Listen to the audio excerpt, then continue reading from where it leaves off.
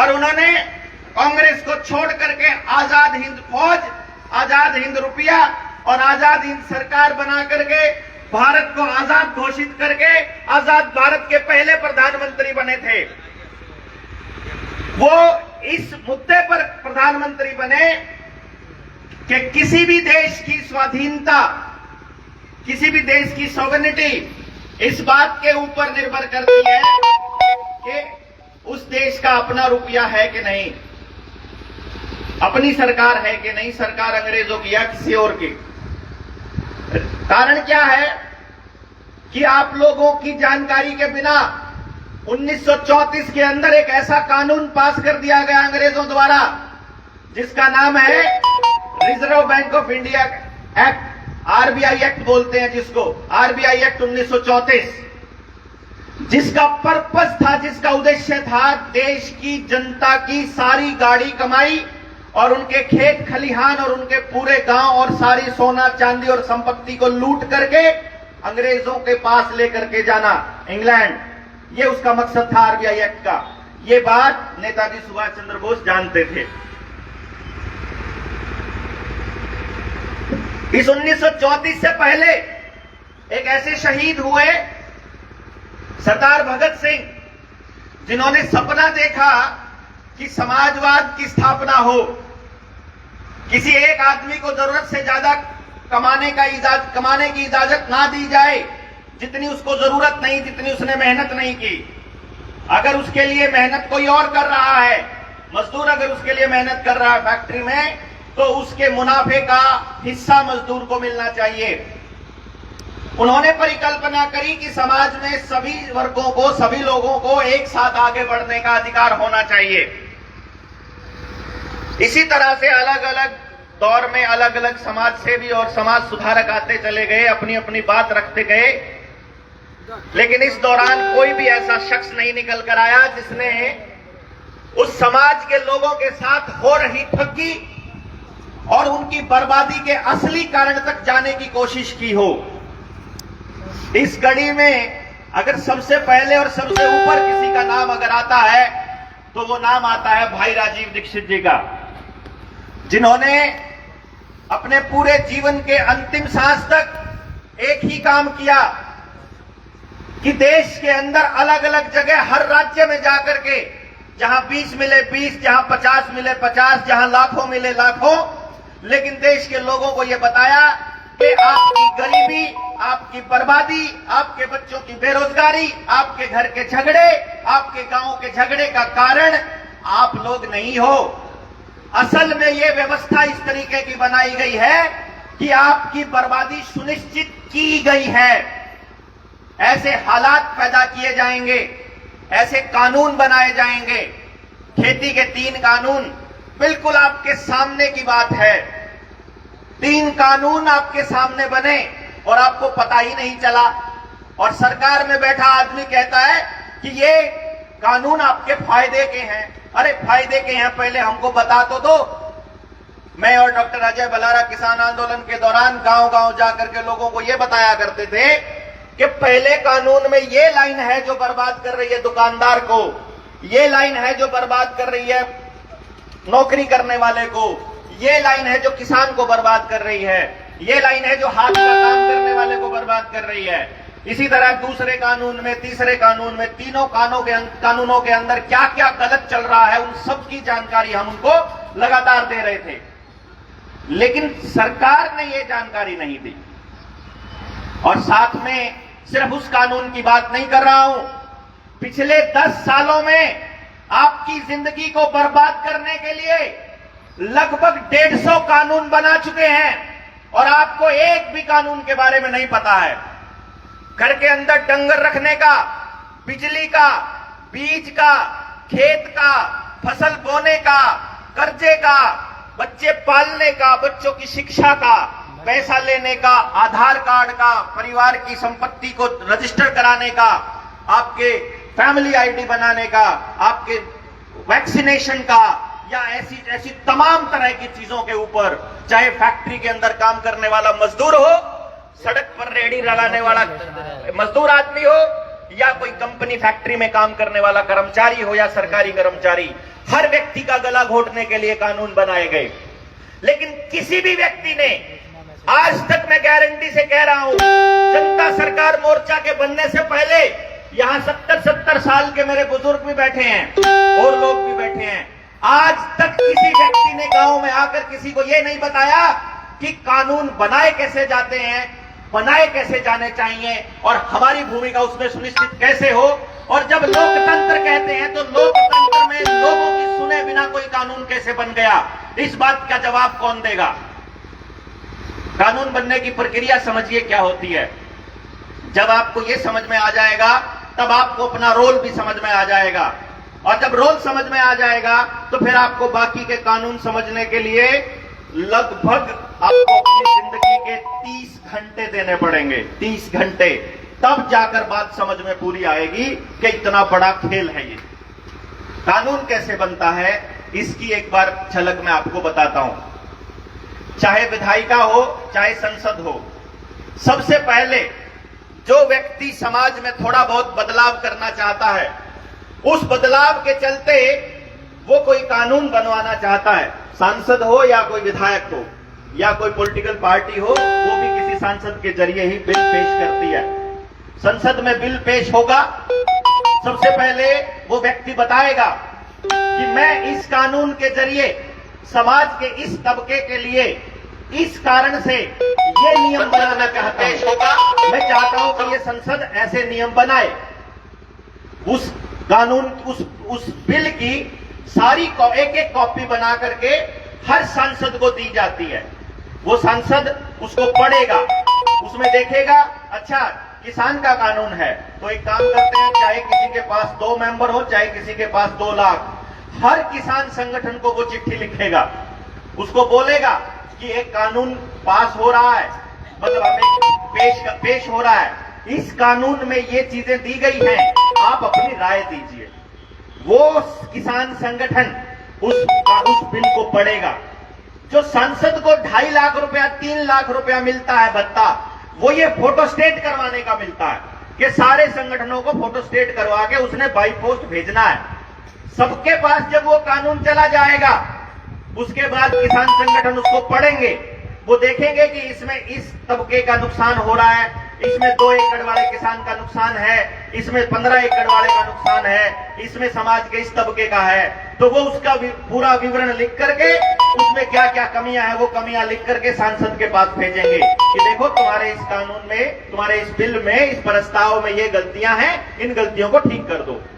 सारे किसान संगठनों से जो जो आपत्ति आई, उन सारी आपत्तियों को दर्ज करके फिर दोबारा से संसद में वो बिल जाएगा कि भाई ये समाज कह रहा है कि ये गलती है इस कानून में, इसको ठीक करो। फिर संसदीय कमेटी की बैठक बैठेगी, वो उस बिल के अंदर वो बदलाव करेगी, वो बदला जाएगा और उस हिसाब से जैसे जनता ने मांग करी थी, फिर वो कानून के ऊपर फिर वो एक पूरा दोबारा से बिल तैयार होगा। जब दोबारा से बिल तैयार होगा, उस बिल के तैयार होने के बाद संसद में उस पर बहस होगी। बहस में जो बिल पेश करने वाला है वो उसके फायदे गिनाएगा, जो उसके विरोध वाला है वो उसके नुकसान गिनाएगा। एक तरफ फायदे को सारे देश के अंदर प्रचारित किया जाएगा, दूसरी तरफ विपक्ष द्वारा उसके नुकसानों को प्रचारित किया जाएगा, और देश की जनता में जो उन कानूनों के लिए हवा बनेगी उसके आधार पर संसद में वोटिंग होगी। वो वोटिंग तय करेगी कि मेरे देश की जनता ने इस कानून के ऊपर ये राय रखी है और इसलिए अब इस कानून को पास हो जाना चाहिए कि नहीं हो जाना चाहिए, और संसद में बहुमत से कोई कानून पास होगा। यदि वो कानून किसी मूलभूत संरचना को गिराने के लिए, हटाने के लिए या बदलने के लिए है, जैसे कि जिसको मनी बिल बोलते हैं, पंचायत के अधिकार छीनने हैं कि नहीं छीनने हैं, आपके जीने के अधिकारों के ऊपर कोई आक्रमण है, मौलिक अधिकारों के ऊपर, मौलिक किसी चीज के ऊपर अगर अधिकार, गांव की पूरी संरचना के ऊपर अगर कोई अटैक है या उसमें बदलाव करना है, उस केस में 2/3 बहुमत चाहिए होता है। अब आपको समझना है कि ये खेल कैसे खेला, खेती के तीनों कानून कैसे पास किए गए, क्योंकि अगर आपको ये तीनों कानून पास करने की प्रक्रिया समझ में आ गई तो सरकार की रोज रोज की ड्रामेबाजी समझ में आ जाएगी। कि क्यों आपको रोज लाइनों में लगाकर आधार कार्ड के साथ फैमिली आईडी दी जा रही है, क्यों आपको अपार आईडी बनाने के लिए जबरदस्ती की जा रही है, क्यों स्कूलों के अंदर फैमिली आईडी का जबरदस्ती डंडा दिया जाता है, क्यों किसान के ऊपर प्रेशर बनाया जाता है कि तुमको अपनी फसल का पूरा ब्यौरा ऑनलाइन जमा करना पड़ेगा, क्यों आपके खेत के अंदर पराली जमाने चलाने के ऊपर मुकदमा होता है। इस पूरी बात को समझने के लिए आपको यह समझना पड़ेगा कि ये कानून पास कैसे हुए। एक प्रावधान और है हमारे ही संसद, इस हमारे संविधान के अंदर, यदि देश के अंदर कोई एक्स्ट्रा ऑर्डिनरी कंडीशन हो, एक्स्ट्रा ऑर्डिनरी कंडीशन किस कंडीशन को बोलते हैं? अगर देश में अकाल पड़ा है, बाढ़ आई है, सूखा आया है, भूकंप आया है, या कोई युद्ध चल रहा है, या महामारी का दौर है, महामारी, कोरोना याद आएगा महामारी का नाम लेते, ये 5-6 चीजें हैं। अगर देश में ऐसा कोई हालात होता है इमरजेंसी जैसा, तो देश की सरकार को कानून बनाने के लिए और देश के लोगों के ऊपर डंडा बरसाने के लिए जरूरत से ज्यादा अधिकार संविधान के अंदर दिए गए हैं। इसीलिए चौपाल में बैठे हुए, ताश खेलते हुए, हुक्का पीते हुए बुजुर्गों के ऊपर लाठी चलाई इन लोगों ने कि तुम बाहर क्यों घूम रहे हो, तुम बीमारी फैला रहे हो। अब तो सारे देश को पता चल गया कि ये क्या गेम था, अब तो सब खेल समझ में आ गया। लेकिन उस वक्त समझ में नहीं आया था कि वो कौन सा अधिकार दिया पुलिस वालों को कि तुम गांव में आकर के डंडा बरसा सकते हो। ये बात नहीं समझ में आई थी बुजुर्गों को। हम लोगों को लगता था कि शायद सच्ची में सरकार हमारा फायदा देखना चाहती है, लेकिन हमको ये समझ में नहीं आता कि भाई वो फायदे के नाम पर आपको डीएपी पर तो सब्सिडी दे रही है, लेकिन कर्जा चुकाने की हालत में किसान नहीं है, उसकी जमीन की नीलामी रुकवाने के लिए उसका कर्जा माफ नहीं करेगी, जमीन की नीलामी पक्का होगी। वो आपको कह रही है कि कैंसर से मरना है तो 100 बार मरो, बुखार हो जाए तो 100 बार मरो, बच्चे का जन्म देने के लिए लाख रुपया खर्चा करना है तो करो, बच्चे की पढ़ाई के ऊपर लाखों रुपया वेस्ट करना है तो करो, हमें कोई ठेका नहीं है, तुम किसी भी बीमारी से मरो, हमको कोई ठेका नहीं है, लेकिन तुमको कोरोना से नहीं मरने देंगे। एक ऐसी बीमारी से जिसके बारे में WHO बोल चुका है कि 1 लाख में से किसी 1 या 2 आदमियों को कोई नुकसान होने वाला है। यह सरकार ऐसा बोल रही है, हमको ये समझ में नहीं आया। इसीलिए नहीं समझ में आया क्योंकि हमको पूरी बातें समझने का समय नहीं होता, क्योंकि हमारे पास चर्चा करने के लिए, बैठने के लिए समय नहीं होता। हम अगली पीढ़ी को जिंदगी जीने की बजाय एक बात कह करके सिखाते हैं। सुबह सुबह ये जो बच्चे आ रहे थे बस में, तो मैं वहां खड़ा था, मैं इनको देख रहा था, और मैं साथ में खड़ा बच्चों को देखता हुआ मैं ये कह रहा था, ये देखो, इन बच्चों को सुबह सुबह बस में लाद के भेज देते हैं माँ बाप, ये सोचते हैं कि ये बच्चा जाकर के स्कूल में पढ़ाई करेगा, जबकि वो स्कूल में सिर्फ एक ही चीज सीख रहा है, याद करना, याद करना और याद करना। जिंदगी कैसे जीनी है बिल्कुल नहीं सीख रहा। अगर जिंदगी में तनाव आ जाए तो कैसे जीना है नहीं मालूम है, परिवार टूट रहा है उसको कैसे बचाना है नहीं पता है, अपने शरीर को स्वस्थ कैसे रखना नहीं मालूम है। स्कूल वाले ये नहीं सिखा रहे कि अपने गांव की अपनी सभ्यता बचानी है तो कैसे बचानी है। अगर मोबाइल के अंदर कोई अश्लील वीडियो आती है तो तुमको नहीं देखनी है, ये नहीं सिखा रहे हैं, क्योंकि देख रहा है हमारा बच्चा, क्योंकि मैडम कह रही है कि तुमको होमवर्क व्हाट्सएप से ही आएगा, तुमको सीधा नहीं आएगा, ऑनलाइन एजुकेशन दी जाएगी तुमको, क्योंकि सरकार को मालूम है कि आपके मोबाइलों में क्या क्या आता है। सरकार को भी पता है, माँ बाप को भी पता है, लेकिन माँ बाप को मजबूर कर दिया जाएगा कि हम क्या कर सकते हैं, सारी पढ़ाई तो मोबाइल से हो गई, अब तो पैसे भी मोबाइल से आना जाना है, इसलिए हर घर की जरूरत बना दी, और इस मोबाइल ने आपके बच्चों का बचपन भी छीन लिया, आपके बच्चों का दिमाग भी खराब कर दिया, और आपके परिवार को भी बर्बाद कर दिया। और ये बात हमको बैठ करके चर्चा करने का समय नहीं है। अब मंच से कितनी देर तक कोई आदमी इन विषयों के ऊपर बोलेगा। लेकिन ये जो कानून बनाने की प्रक्रिया मैं बता रहा था, ये इसलिए जानना जरूरी है क्योंकि इसी के पीछे सारा खेल छुपा हुआ है। तो जो मैं आपको बता रहा था, सूखा, भूकंप, बाढ़, युद्ध, महामारी जैसी स्थिति में सरकार को जरूरत से ज्यादा अधिकार दे दिए जाते हैं। एक खेल और होता है इसके अंदर, संविधान के अंदर कानून बनाने का जो अधिकार है उसमें एक बात और ऐड करी गई है, एक बात और जोड़ी गई है कि यदि संसद यानी कि मेंबर ऑफ द पार्लियामेंट अगर अपनी सीट पर नहीं बैठा है तो वो वोट नहीं कर सकता। समझिएगा, ये लाइन कोई छोटी मोटी लाइन नहीं है, हर लाइन का कोई ना कोई मतलब होता है, उसका इस्तेमाल किया जाता है। उसमें लिखा है यदि कोई मेंबर पार्लियामेंट का अपनी सीट पर नहीं बैठा है तो वो वोट नहीं कर सकता। फिर संसद के अंदर कानून पास होगा ध्वनि मत से। अब सरकार ने कहा कि कोरोना चला हुआ है, संसद की कार्रवाई को स्थगित किया जाता है, संसद में मेंबर नहीं आ पाएंगे, लेकिन वोटिंग करने के लिए मेंबर आएंगे। तो डॉक्टरों ने बोला है कि 6 फुट की दूरी चाहिए, तो एक कुर्सी और अगली कुर्सी में इकट्ठे नहीं बैठ सकते। तो अगले नंबर पे जो आदमी बैठा है, जो सांसद बैठा है या जो मंत्री बैठा है, बैठने का क्रम क्या होता है? पहले नंबर पर प्रधानमंत्री बैठता है, दूसरे नंबर की कुर्सी पे गृह मंत्री बैठता है, तीसरे नंबर की कुर्सी पर इसी तरह से मंत्री बैठते हैं, फिर उसके बाद सत्ता पक्ष बैठता है, फिर विपक्ष का नेता बैठता है, फिर आगे विपक्ष के लोग बैठते हैं। ये तरीका होता है बैठने का। तो जो सांसद दूसरे नंबर पर बैठा है वो अब चला गया उठ करके तीसरे नंबर पर, और जो तीसरे नंबर वाला है वो चला गया 5वें नंबर पर, जो चौथे नंबर वाला है वो चला गया 7वें पर। अब यहां पर प्रधानमंत्री के अलावा पूरी संसद में एक भी सांसद अपनी कुर्सी पर नहीं बैठा है। यदि वो अपनी कुर्सी पर नहीं बैठा है तो वो वोट नहीं कर सकता।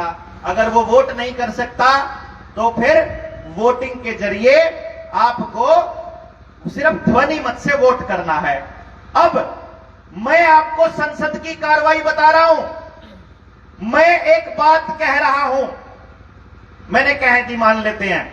आप में से कुछ लोगों को समझ में आया, उनको बोलना है हां, कुछ लोगों को समझ में नहीं आया, उनको बोलना है ना। मतलब मैं आपको ये कह रहा हूं, अभी मैं आपको दिखाऊंगा कि कैसे हुआ संसद में बिल पास। समझ तैयार हो सारे के सारे? तैयार हो? अरे बोल के जोर से बोलना है, तैयार हो? नहीं, ऐसे नहीं बोलना। आधों ने कुछ ने बोलना था हां, कुछ ने बोलना था ना। मैं जो भी सवाल पूछूं, कुछ ने बोलना है हां, कुछ ने बोलना है ना। मेरी बात समझ में आ रही है? कुछ कह रहे हैं ना, कुछ ना। लेकिन मेरे पास तो कोई ऐसी मशीन नहीं जो मैं न्यू बता दूं कितना ने हां कही, कितना ने ना कही। बता दोगे आप में तो कोई बता देगा कि ओरे संसद में बैठे वे गधे वे न्यू देख ले है कितना ने हां कह दी, इतना ने ना बिल पास। बात समझ में आई कि नहीं आई? आएगी कि नहीं आएगी? न्यू बिल पास होया, मतलब किसी ने हां कह दी, किसी ने ना कह दी, किसी ने निबेरा किसने आ गई, किसी ने निबेरा किसने ना कही, और बिल पास हो गया। और बोला खेती के 3 कानून बन गए, जाओ। अब यो खेल में किसी से नहीं पूछा, ना किसी सांसद से पूछा, ना कोई बहस हुई, ना कोई वोटिंग हुई, ना देश की जनता से, ना देश के किसी संगठन से पूछा, और कानून पास हो गया। हाईवे को लेकर कानून पास ऐसे ही हुआ। आपकी जमीन जबरदस्ती लेने का कानून ऐसे ही पास हुआ। आपको मालूम है भूमि अधिग्रहण नियम के अंदर पहले वाले चोरों ने, मतलब मैं कांग्रेस की बात कह रहा हूं, इनका पहला चोर था, पहले वाला चोर थे जिन्हें तो यहां बुलाए थे, अब ये ठीक करेंगे, ये डाकू निकले हैं।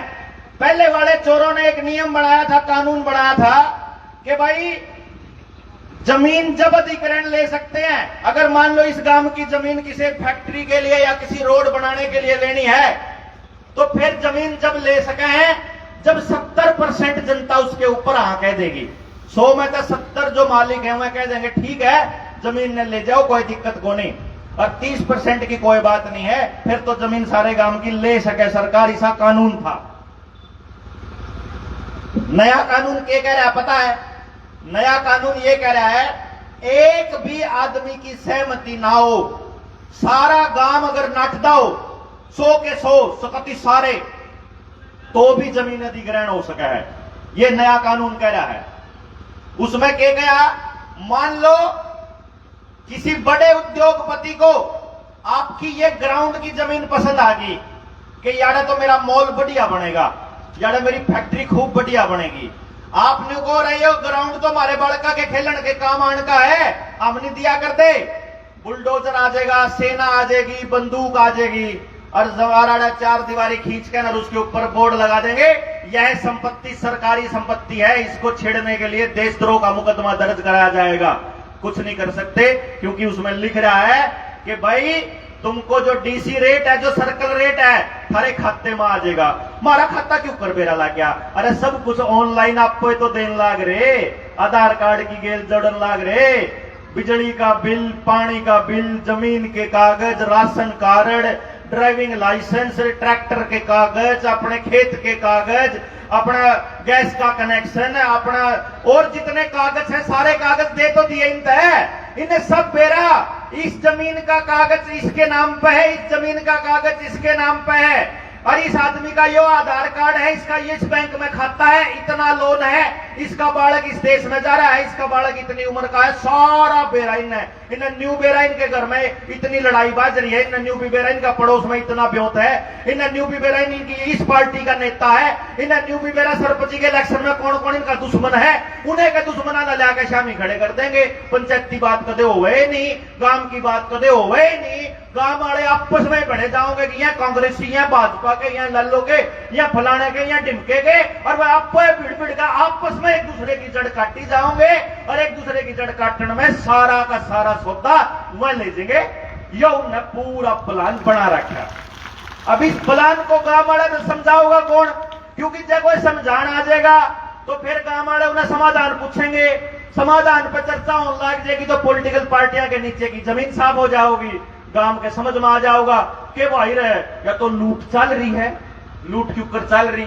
मैं एक गांव में गया, 4500 वोट थी उस गांव में, मैंने उस गांव के ऊपर रिसर्च करी, गांव वाले तो पूछा, मगा थारे गांव के नाश होने के रास्ता बताऊं कि है? बोला के है? मगा पहली बात, थारे गांव में जितनी जमीन है, इस सारी जमीन ने 10 ट्रैक्टर बा सके हैं, सबते गांव की जमीन ने बा सके कि नहीं बा सकते जी? 4500 वोटा के गांव में 10 ट्रैक्टर घना करे 20 ट्रैक्टर, तम ये 100 ट्रैक्टर क्या लिया रखे तुमने? बोले रामफल ने दिया कौन था? एक दिन में 2 किले की फरत दर के ठा लिया। अरे किस्त कौन पाट रही? क्यों 2 किले पे 1 किले पे ट्रैक्टर की किस्त करता पड़ देगा अगले का, तो जिंद से पूरी कौन होती? सबसे बड़ी समस्या या दूसरी राई, नाश की राई के है। पहले तो किसान जब खेत में बोया करता, चाहे उसके 10 मन गेहूं लेकड़ो, चाहे उसके चना लेकड़ो, चाहे कोई दूसरा अनाज लेकड़ो, उस अनाज को बोने के लिए और उसको आखिर काटने तक उस किसान के घर पे एक चवन्नी खर्च कौन होया करे थी।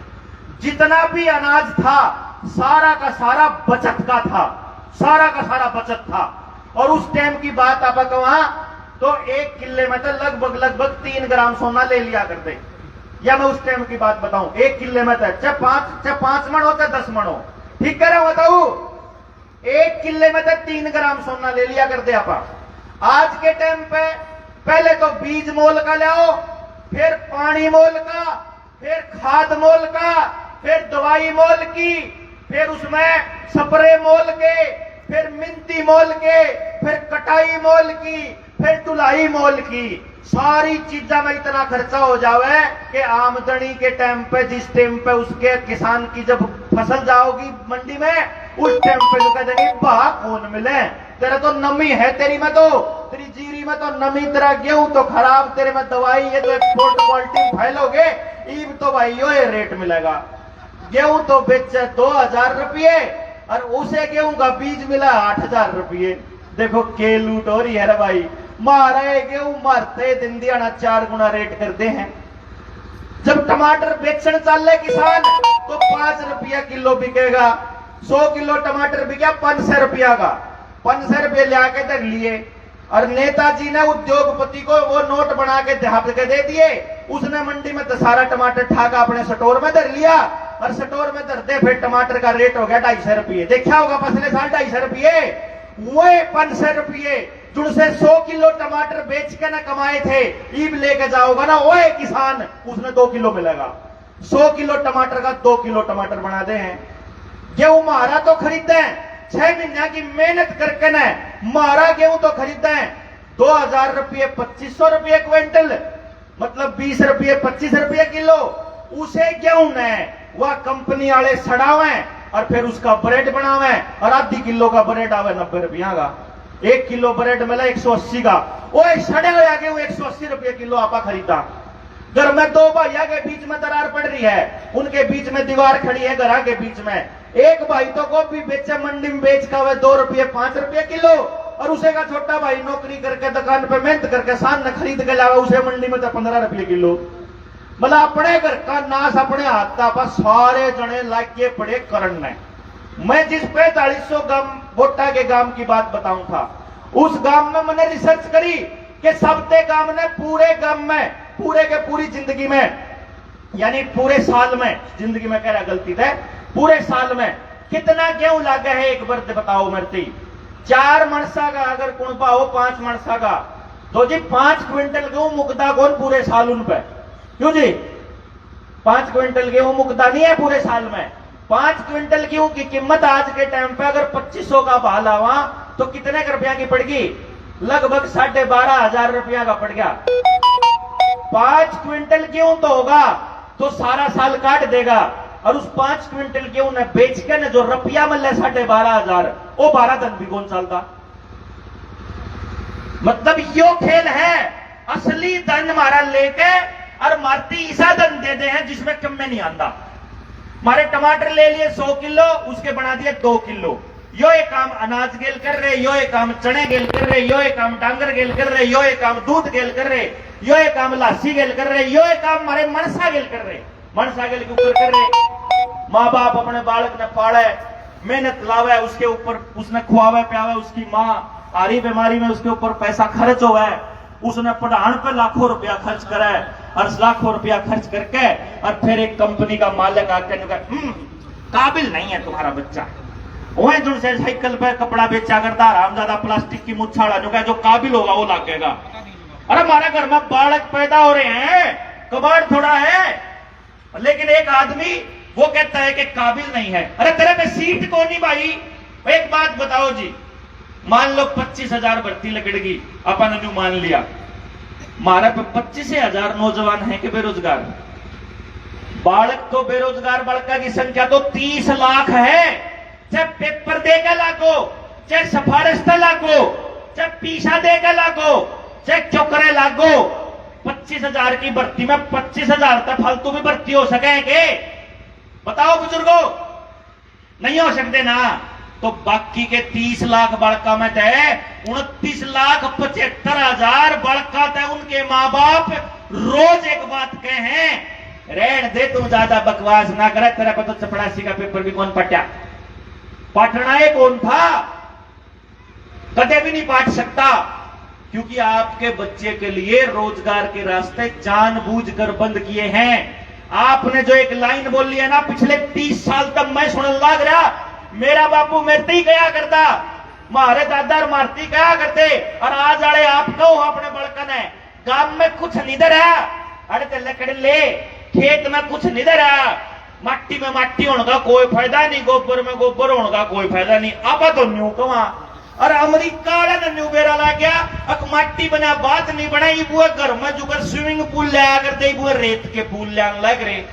हम तो न्यू कहा गोबर और कीचड़ खराब हुआ है, अमेरिका वाले मड बात करे हैं, इब माटी का गोबर का स्नान करे हैं, सारा दिन लाग ही रहे हैं। अरे ये तो हम पहले करे ही नहीं करते, अपना घर में नॉर्मल रहा करता 24 घंटे, लेकिन हम चूक गए।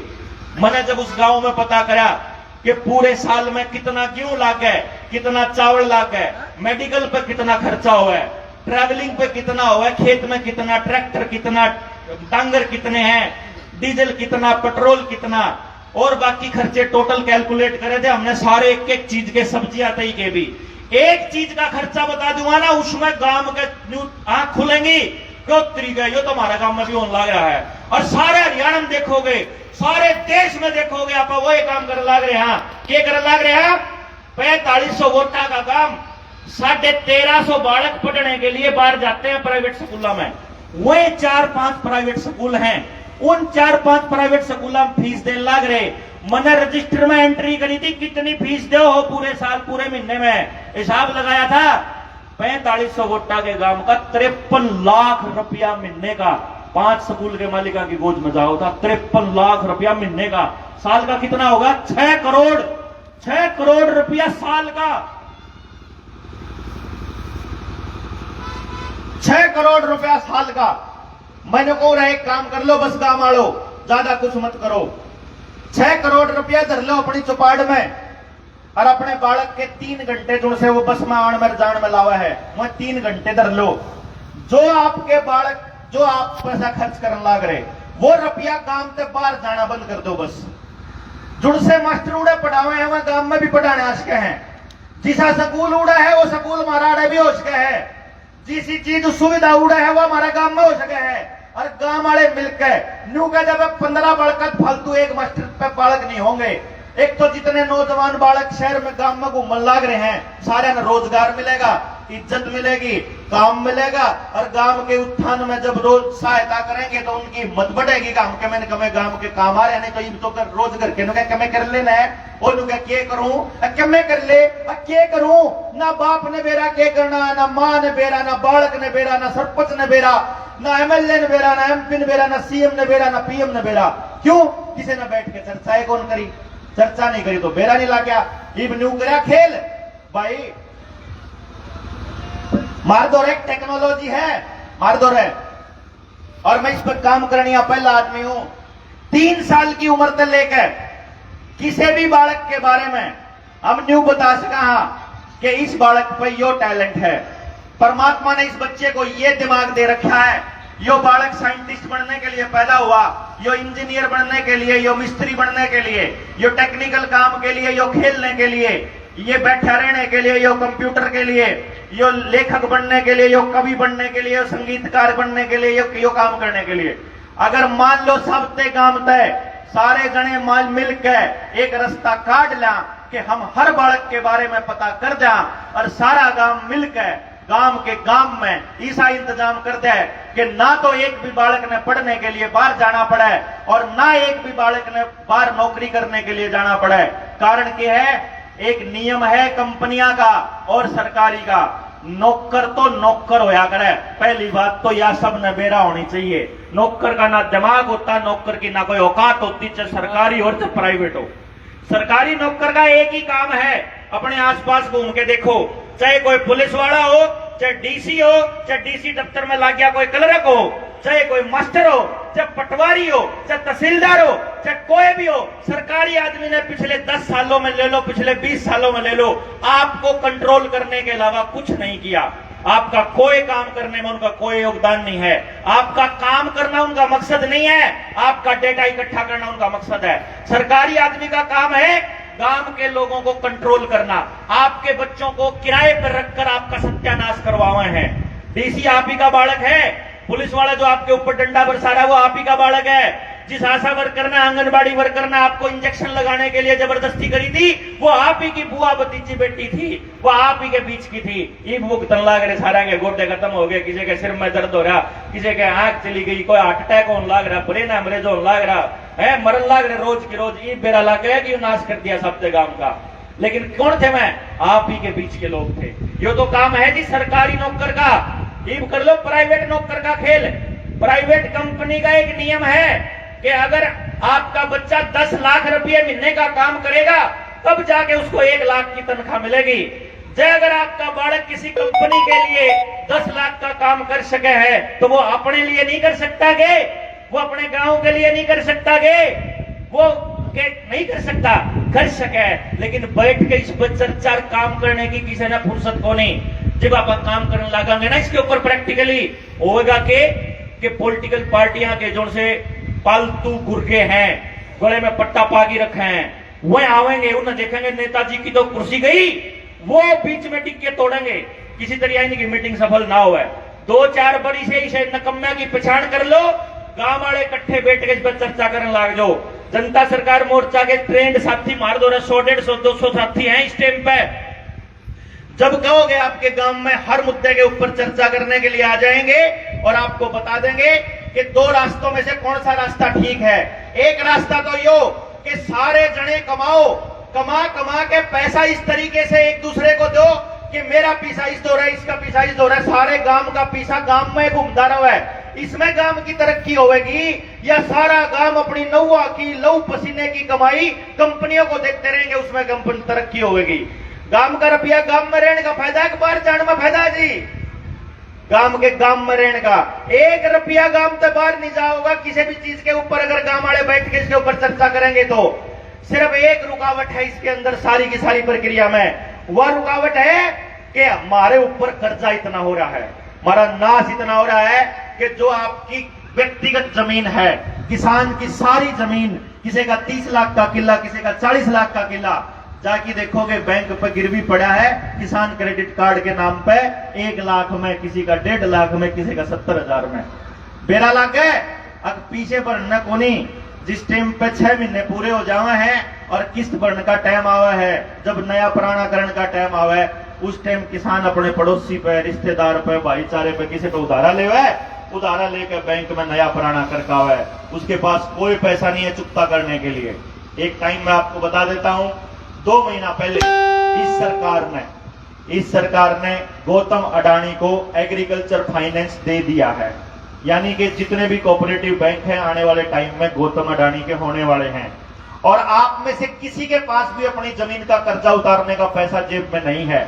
और कमाल की बात तो यह है, जिन बैंकों में आपका पैसा पड़ा है उनके पास भी कैश नहीं है। आप जाओ मैनेजर के पास, बोलो मना पैसा चाहिए, कैश चाहिए 10 लाख रुपया, नुकेगा ईब को नहीं, तड़की आइए, काल ना आइए, दोपहर ना आइए, परसों ना आइए, सोमवार ना आइए, इसे काम पे लगा रहा है। जय नुका दोगे मन्ना नहीं बेरा, मेरा रुपया था मना तड़के, मना 1 घंटे के भीतर चाहिए। दूसरे बैंक में तो मंगाना पड़ा है, किसी तो कैश नहीं है आज के टाइम पर। जब आपके पास भी कैश नहीं है, बैंकों के पास भी कैश नहीं है, जमीन आपकी नीलाम हुई पड़ी है, आपके पास आमदनी का कोई साधन नहीं है, और उससे भी बड़ी बात गांव का बीज का नाश हो लिया। ना गांव में फसल का बीज बच रहा, ना जोटे बच रहे, ना खागड़ बच रहे। अरीब तो IVF सेंटर इतने खुलन लाग रहे कि नए बड़का का बीज भी खत्म हो लिया। मतलब मानस का बीज भी खत्म होने की कगार पे है। यो हाल हमारे गांव ग्राम का हो रहा है। और उससे भी बड़ी बात आपने बता दूं, या जमीन पंचायती होगी ना, क्यों जी, या जमीन पंचायती होगी ना, बैम है आपके। एक बार जाके पता करो, आपके जोड़ की, अस्पताल की, बणी की, श्यामलात की, सचिवालय की, और यहां तक के मंदिर की, खेड़े की, और आपके इस ग्राउंड की सारी जमीन सरकार ने लॉकडाउन में अपने नाम कर ली। रजिस्ट्री होली सरकार के नाम, पंचायत की कौन रह रही, उल्टी लेनी पड़ेगी। या तो गांव ने इकट्ठे हो गए ना, या तो पंचायत की जमीन थी हमारे पुरखा ने इकट्ठी करके ने दे रखी, छोड़ रखी थी, अब आने वाले टाइम में बाढ़ करवाएंगे। यो गांव बसना रहना चाहता होगा जिंदगी भर, अनंत काल तक उजड़ना चाहो है नहीं तो बता दो। बसना चाहो, गुजरना चाहो, बसना चाहोगे तो बालक पैदा करते जाओगे, बालक पैदा करते जाओगे तो जोड़ की, डांगरा की, जमीन की, मंदिर की, इस ग्राउंड की जरूरत पड़ती रहेगी। तो सरकार के नाम क्या था भाई, पंचायत के नाम वापस चाहिए, ग्राम सभा के नाम। गांव का एक आदमी पंचायती जमीन का मालिक होता है। तो सरकार को कैसे अधिकार मिल गया, क्योंकि मैं आपको इसलिए बता रहा हूं कि कुछ जिलों के अंदर सरकार ने मोनेटाइजेशन पॉलिसी चालू कर दी है, आपकी पंचायती जमीन की नीलामी चालू कर दी है। वहां पर कोई ना कोई बड़ा प्रोजेक्ट चालू करने की योजना है। निर्मल सरोवर योजना इसी का एक अंग है। निर्मल सरोवर योजना के तहत आपके गांव के जो जोड़ हैं वह 20-20, 30-30, 100 फुट गड्ढे नीचे खोदे जाएंगे। उसको खोदने के बाद उसमें मछली पालन होगा, झींगा पालन होगा। उसके बाहर चारों तरफ इंटरलॉकिंग वाली टाइल लगेंगी, वहां बड़े बड़े बढ़िया फूलों वाले पौधे लगेंगे। नौजवान बच्चों के लिए बैठने की जगह मिलेगी, बुजुर्गों के लिए ओपन जिम खुलेगा, बड़े अच्छे पेड़ लगेंगे। लोग कहेंगे बहुत सुंदर है, फिर वहीं कहेंगे कि यार मछली खाने खातर रोड़ी आना पड़ेगा, फिर मच्छी खाना आवेंगे, फिर झींगा खाना आवेंगे, फिर कहेंगे दारू पीने याड़ा आवे, इससे बढ़िया आत्ता याड़ी खोल दो, फिर आत्ता भी खुलेगा उसे पे, फिर आत्ता खोल के फिर नाचन जी करेगा तो फिर डीजे वाला स्टैंड भी लगेगा, फिर डीजे का स्टैंड लगेगा तो CD भी लगेगी, LCD भी लग जाएगी, फिर वो लगेगी तो बात आया मानस ने के मैंने उल्टे सीधे काम भी करने पड़ेंगे। जींद में गांव के अंदर ओयो के कमरे खोल दिए हैं। गांव वाले धरने पर बैठे थे, 6 महीने हो गए कि ये कमरे कौन सी अंधे हमने, हमारा गांव रंडी खाना बनाने की तैयारी चल रही है इनकी, लेकिन मारते पहले बताओगा कोई नहीं। सरकार ने कहेगी तारे जोड़ सुधार दिए, अरे जोड़ तो सुधार दिए मारे पे। यही बंदियाना में आया था जब मैं, अरे जम्मू कटरा वाला वो मैंने हाईवे दिखा, उसके ऊपर इतने बड़े बड़े अक्षर में लिख रहा साइकिल नहीं चल सकता, ऑटो वाला नहीं चढ़ सकता, ट्रैक्टर ट्राली वाला नहीं चढ़ सकता। अरे जिसकी जमीन धक्के ने कब्जा करके तो नहीं रोड बनाए, वो कौन चढ़ सकता उसके ऊपर? किस खातर बनाए भाई ये रोड? किसी जगह समझ में नहीं आती। ये जोड़ जिस टाइम पर को टोल टैक्स तो देना पड़ेगा। क्या था भाई, कंपनी ने रोड बनाया था, सुविधा दी थी, अब इसका खर्चा पूरा करने खातर तो टोल देना पड़ेगा। अच्छा, तो जब गांव में जो जोड़ खोदा है, जिस कंपनी ने करोड़ 2 करोड़ रुपए लाए हैं, वो जो उस पार्क के ऊपर टिकट लगा दे, फिर तो गांव में भी दिक्कत नहीं होगी। फिर तो कान्ना पे जुगर गाड़िया के शीशे पे फास्टैग लग रहा है, डंगरा के कान्ना पे भी लग रहा है फास्टैग। जब बड़ा पानी पीने जाओगे सेंसर लगे होंगे, उसके रुपये काट लेगी, तो भी कोई दिक्कत नहीं होगी तब ना, तो क्योंकि तारता हर चीज पे तारा रुपया लेने की तैयारी चल रही। कारण क्या है, हमको मालूम नहीं है। जिस दिन आपने सड़क पे चलते हुए किसी टोल कंपनी को 1 रुपया भी दे दिया, उस दिन तुमने मान लिया कि ये रोड कंपनी का है, जबकि ये देश हमारा है। इसमें चालन का रुपया क्यों कर लगेगा? इस बात का किसी ने सवाल नहीं पूछा। अरे तुम रोड टैक्स लेने लग रहे, चलने का भी पैसा, कमाल हद हो गई यार। ड्राइविंग लाइसेंस बना लिया, मेरा ड्राइविंग लाइसेंस 20 साल हो गए, बादशाह पूरा हो जाए, रुका जा भाई एक्सपायर हो गया ड्राइविंग लाइसेंस। अरे मानस एक्सपायर हो जाए वो तो ठीक है, वो तो कोई बात नहीं। ड्राइविंग लाइसेंस एक्सपायर हो गया, अब क्या करना पड़ेगा? अब रिन्यू कराना पड़ेगा। अच्छा, रिन्यू क्यों करो होगा? कितने रुपये लगेंगे भाई? रुपये क्यों लगने चाहिए? अब बोले रिन्यू तो कराना पड़ेगा। अच्छा भाई न्यू बता, जिस मानस ने 20 साल हो गए ड्राइविंग कर देना है, वो ड्राइविंग करना भूल जाएगा कि 20 साल बाद है, अब उसकी पक्की होगी। जब उसकी ड्राइविंग पक्की होगी तो लाइसेंस तो करा जाना चाहिए ना उसका।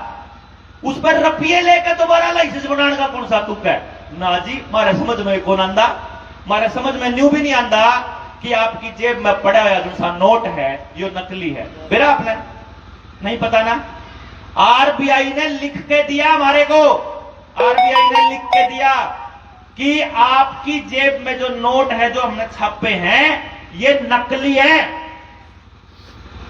फिर असली नोट कौन सा है? असली नोट वो है जिस नोट के बदले में आरबीआई के पास सोना रखा है। इन बच्चों को तो पता नहीं है, क्योंकि इनको तो स्कूल में कभी अर्थशास्त्र पढ़ाया नहीं जाता, इनको तो पढ़ाया जाता है अनर्थशास्त्र, चाहे सरकारी स्कूल हो चाहे प्राइवेट हो। किसी बच्चे को रुपया नहीं पढ़ाया जाता, लेकिन बुजुर्गों को पता है। बुजुर्गों को यह मालूम है कि हमारे दादा ने गया कर दे कि सरकार द्वारा जितना सोना होया करे उतने नोट छाप सके हैं बैंक वाले। सुना होगा जी आलैन, वो कितना सोना होया करे। जब हमने इसके कागज कढ़वाए आरबीआई से तो कागज निकल कर आए 15 रुपया का एक मोहर। ये है हमारे नोट छापने का मानक, 15 रुपया का एक मोहर। मोहर क्या होता है? मोहर होता है जी 11 ग्राम 664 मिलीग्राम शुद्ध सोना 24 कैरेट का, जिसकी कीमत आज के टाइम पे लगभग 85,000 रुपए के बैंक नोट के बराबर है। लगभग बता रहा हूं मैं आपको, 85 से 90 के आसपास।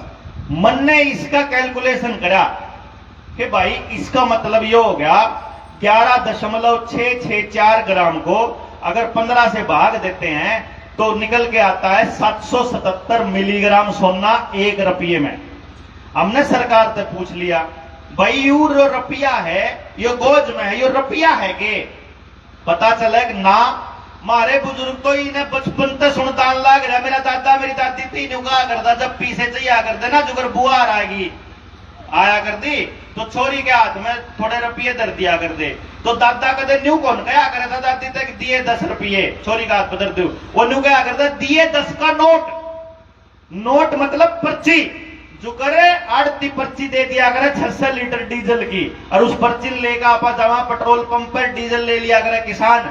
ऐसे ही आरबीआई ने एक पर्ची बनाई, उस पर्ची के ऊपर लिख दिया, मैं धारक को 100 रुपए अदा करने का वचन देता हूं।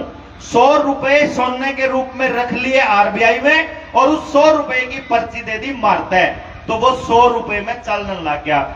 ईद पता चला 100 रुपए में कौन चलता हो। असलियत खेल यो चल रहा है कि 1 रुपये में जितना सोना आवे है उतना ही सोना लेने खातर बैंकों के नोट हमारे को लगभग 6300 रुपए के देने पड़ते हैं। आपने जन धन योजना का नाम सुना होगा, बैंकों में पैसा जमा कराने का खेल सुना होगा, आपने नोटबंदी का खेल सुना होगा। मेरे भी ये बात जब मैं रिसर्च करी ना तब समझ में आई कि यू बैंक में रुपये जमा कराने में क्या तक है भाई। यह सरकार इतना प्रेशर क्यों डाल रही है कि तुमने अब पैसे आपस में लेन देन नहीं करना, जितना लेन देन करना है बैंकों के जरिए करना है। यो खेल के हमारे समझ में नहीं आया। फिर समझ में आया कि जो गांव का आदमी है, जो देश का आदमी है, जो भारत का आदमी है, वो जब रुपए कमाता है तो वो कैसे कमाता है। आप सारे लोग रुपए कमाते हो तो कैसे कमाते हो? डांगर बेच के, अनाज बेच के, चौल बेच के, चना बेच के, जमीन बेच के, अपनी मेहनत लगा के, घी बेच के, इस तरीके से कमाया करे। तो आप एक बात बताओ, आप इंग्लैंड का रुपया कमाया करो कि भारत का रुपया कमाया करो? हाँ जी, भारत के लोगों ये बताओ कि भारत का रुपया कमाते हो या इंग्लैंड का? भारत का। भारत का रुपया देखा है कदे? अगर भारत का रुपया देखना हो ना तो 1 रुपये का नोट देखो करा जाके, जिस दौरा पड़ा हो गोज में वो देख लियो, और जिस नौजवान बच्चे ने ना पता हो वो इंटरनेट पर जाके सर्च कर लियो। 1 रुपये का नोट जिसको बोलते हैं करेंसी नोट, वो नोट है भारत सरकार का, वो नोट है भारत का। और इसके अलावा जितने भी नोट हैं, 2 रुपए का, 10 रुपए का, 20 रुपए का, 200 का, 500 का, 1000 का, 2000 का, जितने भी नोट बाकी के नोट हैं वो भारत के नोट नहीं है, वो भारतीय रिजर्व बैंक के नोट हैं।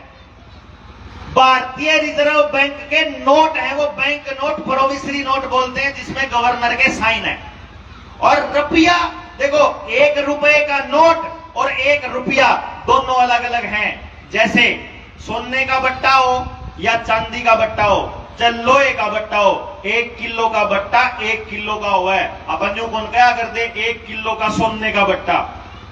अगर घी लेना हुआ कोई 1 किलो तो न्यू कौन कंधा चांदी वाले बट्टे के तो लिए बे न्यू तो निकलते 1 किलो से गेहूं हो, 1 किलो से सरसों हो, 1 किलो होना चाहिए चाहे क्या में हो।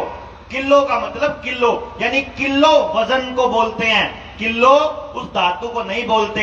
इसी तरीके से रुपया सोने को बोलते हैं, रुपया चांदी का होया करता, वो चांदी का सिक्का होया करता, रुपया उस टाइम भी सोने का ही था। रुपए का मापक सोना ही है आज भी, और हमारे पास दस्तावेज हैं। एक किताब थी, कितना वह किताब सोनू तायाड़ा बैठ खड़ा था, कहां है वह किताब रहा? वह किताब मेरे पास वो न सोनू, आप दिखा दे किताब या किसी है धरती के। अरे पानी दियो। आरबीआई के जो दस्तावेज लेकर आए हैं, हमने एक कागज बनवाया, एक किताब बनवाई लगभग 250 पेज, 300 सवा 300 पेज की। उस सवा 300 पेज की किताब के अंदर आरबीआई के लिखे हुए कागज हैं कि जो रुपया आप जमा कराते हो वो भारत का रुपया सोच के जमा कराते हो, लेकिन जो रुपया बैंक से आपको मिलता है, जो कागज के नोट मिलते हैं, वो नकली है। क्यों? आरबीआई के पास ये 200 टन सोना इंग्लैंड से आने से पहले 800 टन सोना था। 800 टन सोने की कीमत बनती है 4.8 लाख करोड़, यानी लगभग 5 लाख करोड़ के करीब। लेकिन भारत में जो टोटल नोट छापे हैं बैंकों ने, वो है 34 लाख करोड़ के, यानी कि 29 लाख करोड़ के जो नोट हैं वो नकली हैं, बिना किसी रुपए को मानक रखे हुए हैं। भारतीय बैंक मैनेजर एक दिन कहने लगा कि देवेंद्र भाई, आप जनता को गुमराह करते हो। मैंने कहा मेरी इस बात के ऊपर मेरे खिलाफ एफआईआर करवाओ कि मैं झूठ बोल रहा हूं, नहीं तो मेरी बात का जवाब दे दो कि तुमने जो हमको लोन दिया है, जो किसान क्रेडिट कार्ड के नाम पे दिया, जो होम लोन के नाम पे दिया, जो पर्सनल लोन दिया, वो भारत का रुपया दिया। आप बैंक से लेने जाते हो, जब निकालते हो भारत का रुपया निकालते हो या फिर आप बैंक के नोट निकालते हो? क्या निकाला करो? बैंक के नोट। लेकिन जब आप जमा कराने जाओ हो अपनी मेहनत का पैसा, वो कैसे आता है आपका? अनाज के बदले। गेहूं के उसके मतलब डांगर के बदले या आपकी मेहनत के बदले। यानी कि वो क्या कर रहे हैं, कागज का टुकड़ा आपको देते हैं और असली मेहनत आपसे ले लेते हैं। यह किताब है जी, रुपया मूल्य का मापक या शोषण का साधन। इसी रुपए की जानकारी के बिना आज गांव का प्रत्येक आदमी कर्जे में है। प्रत्येक, मैंने कहूं अगर 400 घर होना तो मैं गारंटी से कहूं 395 घर कर्जे में हैं। और ये सिर्फ आप नहीं हो, पड़ोस का गांव, अगला गांव, अगला गांव, सारा हरियाणा, सारा पंजाब, सारा उत्तर प्रदेश, सारा भारत, सारा नेपाल। नेपाल का खेल सुन लो, मैं नेपाल गया था अभी। नेपाल में पहले राजशाही थी, 2008 में राजा मार दिया। लगभग 15 साल हो गए राजा ने मरे हुए। जब राजा मरा तो बैंक आए, बैंकों ने लोन देना शुरू किया। 15 साल में सारा नेपाल, जिसमें एक भी आदमी कर्जदार नहीं होया करता। आज से 50 साल पहले का भारत देख लो, सारा गांव देख लो। 50 साल पहले एक भी घर कर्जे में नहीं होया करता। कर्जा लेना कलंक बोला करते। जमीन बेचना मां बेचने के बराबर, दूध बेचना पूत बेचने के बराबर। कदे कोई चीज बेची नहीं खान पीने की। खेत में सारे फ्रूट होया करते, कोई आदमी बीमार नहीं होया करता। 25-25 मानस एक घर में शांति और प्यार तरह लिया करते। आज 3 मानस भी आपस में बैठे हो तो फोन पे लागे रहे, उन पर बात करने में फुर्सत नहीं है। सारे गांव की बेटी ने बेटी गया करते, सारा गांव खान में, बैठ में, पढ़ में, सारे काम की मौज। लेकिन आज के टाइम पे सारा भारत नहीं, पूरी दुनिया का प्रत्येक किसान आज कर्जे में है। और लिया किस पे दबाई कर्जा हो? कमाल की बात यह है, जिस पर आपने ले रखा है, नेपाल का आदमी ने भी उसे पता ले रखा है, अमेरिका ने भी उसे पता ले रखा है, जापान ने भी उसे पता ले रखा है। उस एक ही परिवार का कब्जा है पूरी दुनिया के बैंकिंग सिस्टम के ऊपर। यह बात किसी ने नहीं बताई आज तक। जितनी पेस्टिसाइड कंपनियां, जितनी तेल की कंपनियां, जितनी गाड़ी की कंपनियां, जितना कपड़े का उद्योग, जितना चमड़े का उद्योग, जितने खेती के प्रोडक्ट बनाने का उद्योग, जितना बीज का उद्योग, जितनी टेक्नोलॉजी का उद्योग, जितना खेत में ड्रोन चला उसका उद्योग, ट्रैक्टर की टेक्नोलॉजी हो, चाहे कार की हो, चाहे ट्रक की हो, चाहे रेल की हो, चाहे मेट्रो की हो, चाहे सड़क बनाने की हो, चाहे रोड रोलर की हो, हर टेक्नोलॉजी का मालिक एक ही परिवार, जिसको बोलते हैं रॉकफेलर परिवार। सारी दुनिया की एजुकेशन सिस्टम को वो कंट्रोल करता है रॉकफेलर, और सारी दुनिया की बैंकिंग को संभालता है रॉथस्चाइल्ड। आपकी सारा पैसा, आप मोटरसाइकिल की किक मारो हो, रॉकफेलर का घर भरा है। आप खेत में जो भी मशीन लेके जाओ, रॉकफेलर का घर भरा है। आप बैंक में पैसा देने जाओ हो, रॉथस्चाइल्ड की फैमिली के पास पैसा जाता है। आप कर्जा लेते हो, बैंक मजबूत होते हैं, आप कर्जदार होते हो। सारा गांव धीरे धीरे कंगाल होता जाने लग रहा है। आज से 30-40 साल पहले देखो, जितनी मेरी माए दादी मैंने देखी, मैंने मेरी नानी मेरी दादी के गले में गड़सरी, सोना चांदी, हाथा में, पैरा में इतना मोटा मोटा 10-10 किलो 20-20 किलो चांदी गांव के गरीब से गरीब आदमी के घर में भी होया करता। आज के टाइम पे सबका सोना गिरवी पड़ा, सबका घर गिरवी पड़ा, सबकी जमीन गिरवी पड़ी, सबकी कार लोन पे, सबके मोबाइल लोन पे, वॉशिंग मशीन लोन पे, टेलीविजन किस्ता पे। आज के आदमी की तो जिंदगी भी किस्ता पे चल रही है। कुछ भी अपना को नहीं रह रहा, यहां तक कि औलाद अपनी नहीं रह रही, परिवार अपना नहीं रह रहा, सब टूटन फुटन पे है। बुजुर्गों, जब बात समझ में आती हो तो एक बात मैं कहूंगा कि भाई, अगर गलत रास्ते जा रहे हो और कोई आदमी बता दे कि जुगर मान लो मैं आ जाऊं था मत लोटा हर मना कोई पूछ लंदा मैं अगताऊ मत लोटा किसी है, और वो बता दंदा कि भाई छोरे तू तो गलत राह आ गया, तना तो पाछे तो मुड़ना चाहिए था। तो मना पाछे मुड़ लेना चाहिए था कि नहीं? मुड़ लूंगा जब मत लोटा पहुंचूंगा है। अच्छा गलत राई है तो सही राई पता कर लो। गांव का रुपया गांव में बचा लो, अपने बड़का ने गांव में रख लो, अपने बड़का खातर इंतजाम गांव में कर लो। सरकार आपके लिए क्यों करेगी? नेता आपके लिए क्यों करेगा? कंपनियों के मालिक आपके लिए क्यों करेंगे? अरे जिसका काम बर्बाद हो लाग रहा, जिसके बालक बर्बाद हो लाग रहे, वही सोए पड़े हैं तो किसी और ने ठेका ठा रखा है के? न्यू तो समझ लो बुजुर्गो, न्यू तो समझ लो मेरी माओ, तब नहीं करना पड़ेगा, आपा नहीं करना पड़ेगा। जिसका बात समझ में आ जी उन आगे आना पड़ेगा। उनने मिलकर काम करना पड़ेगा। और जो अपनी जिंदगी देंगे आने वाले पिछले टाइम में और जो आने वाले टाइम में देने वाले हैं, उन सब ने यो सपना देखा था कि मेरा गांव, मेरा भारत, मेरे देश के लोग सुख और समृद्धि की। वो तो कितने भी नजर नहीं आ रहा, वो तो कहीं भी नहीं दिख रहा। हर घर में लड़ाई बजन लाग रही, 6 महीने में तलाक की अर्जी दाखिल होने लाग रही, बालक IVF तो पैदा होने लाग रहे, अगर घर में झगड़ा, हर कोने पे, सड़क के हर कोने पे सुंदर सुंदर ठेके, गांव के अंदर चिट्टा, गांव के अंदर दूसरे नशे, सूखे नशे, छोटे बच्चे को भी नशे। आपका बच्चा कॉलेज में पढ़ा, कॉलेज में भी नशे की सप्लाई देने लग रही। पुलिस वाले द्वारा जावा अपनी समस्या लेकर वो लट पेल दे, किसान जावा नेता अपनी मांग मांगने वो लट पेल दे, जाओ अपनी कोई सुनवाई नहीं, कितने भी नहीं। क्यों सुनवाई नहीं? क्योंकि सब ने बेरा, इनकी घर में नहीं बनती, इनकी पड़ोस में नहीं बनती, इनकी गांव में नहीं बनती, इनकी पार्टी बाजी, इनकी लैग बाजी, सब रुपये के पीछे। और रुपये का बेरा लाके रुपया नकली। लगभग 2000 किसानों के आवेदन हम लोग लगा चुके हैं, 2000। हमने बैंकों से सिर्फ इतना पूछा है कि एक काम करो, जो लोन हमारे को दिया है वो लोन असली रुपये का दिया, नकली रुपये का बस एक बार लिख के दे दो। भाई मेरा नाम देवेंद्र बलारा है, मैंने सबका काम न्यू कह दे खड़ा हो गया, या एक मानस भी कह दो कोई पूरे देश में कि तू लिख के दे दे तू देवेंद्र बलारा है, मैंने लिखने में क्या दिक्कत है जी? क्यों जी? आपकी औलाद है, उसका नाम है कुछ, मान लो राम प्रकाश या कोई और नाम धर दिया, और कोई नु कह दे लिख के दे देगा राम प्रकाश तेरी औलाद है, तो अपन क्या दिक्कत है? जो बात है वह बात लिखने में अपन क्या दिक्कत है? तो बैंक ने अगर हमारे को असली रुपया दे रखा है तो बैंक ने लिखने में क्या दिक्कत है जी? नहीं होनी चाहिए ना, नहीं होनी चाहिए। तो ई बापा आने वाले टाइम में जनता सरकार मोर्चा एक बड़ी कॉल देने वाला है।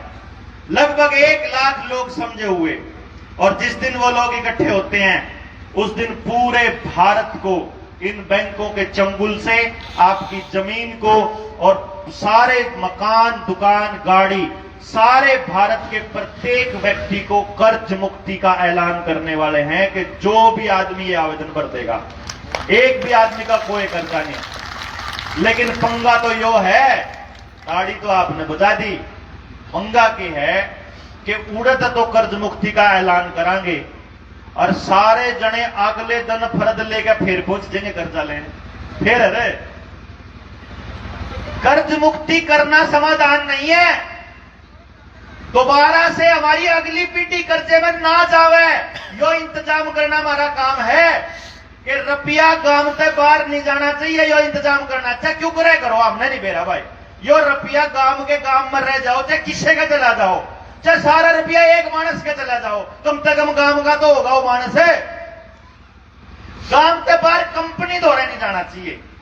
ईब आने वाले टाइम में हम कुछ सवाल सरकार से थोड़े कड़े पूछने वाले हैं, बहुत ही कड़े वाले, इतने कड़े हैं कि गोली भी मरवा सके हैं, जेल में भी डाल सके हैं। उस दिन की तैयारी कर रहे हैं हम लोग। उससे पहले आपका गांव यदि अपने गांव को 100% रोजगार देने वाली शिक्षा व्यवस्था यदि लागू करना चाहता है तो एक काम कर लो, आज जैसे गांव इकट्ठा हुआ है, एक बार आप में से 10-20 लोग इनविटेशन देकर हर आदमी औरत को गांव से बाहर निकाल लो, नहीं तो बात बनेगी नहीं। बाहर निकाल के ये बता दो कि एजुकेशन सिस्टम में, इस शिक्षा व्यवस्था में आप लोग बदलाव चाहते हो कि नहीं चाहते हो? चाहते हो? इतनी भी पता है सारे चाहे कि हमारे बालका ने सब ने रोजगार बना, ऐसा इंतजाम हो जावे। अब यो एक बात सोचो, बाहर का कोई मानस चाहेगा कदे भी कि सब ने रोजगार मिल जावे? बाहर का तो कोई नहीं चाहेगा। तो गांव वाले में इसका मतलब अगर गांव चाहता है तो करना भी गांव वाला नहीं पड़ेगा। क्यों जी?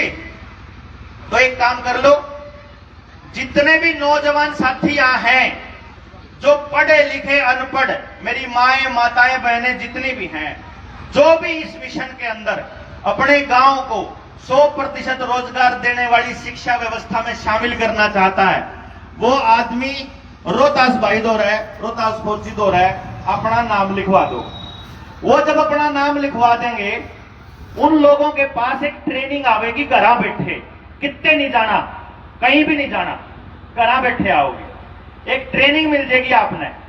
उस ट्रेनिंग का क्या काम है, वह ट्रेनिंग आपने न्यू बतावेगी कि आपके घर में जो बच्चा पैदा हो रहा है असल में उसका दिमाग कैसा है, वो अगर जिद्दी है तो क्यों है, उसके बाद समझ में नहीं आती तो क्यों नहीं आती, वो टीवी के अंदर क्यों बढ़ा रहा है, वो कंप्यूटर में क्यों बढ़ा रहा है, वो गेम क्यों खेल रहा है, उसने खाना यो पसंद क्यों नहीं आता, उसको स्कूल में समझ क्यों नहीं आता, पेपर में इतनी टेंशन क्यों हुआ है, उसका पेपर पास क्यों नहीं होता, वो अपने माँ बाप से बदतमीजी क्यों करता है, वो अपने लिए क्यों नहीं सोच पा रहा। उन सब के अगर कारण पता चल जाएं फिर तो समाधान कर लेंगे आप।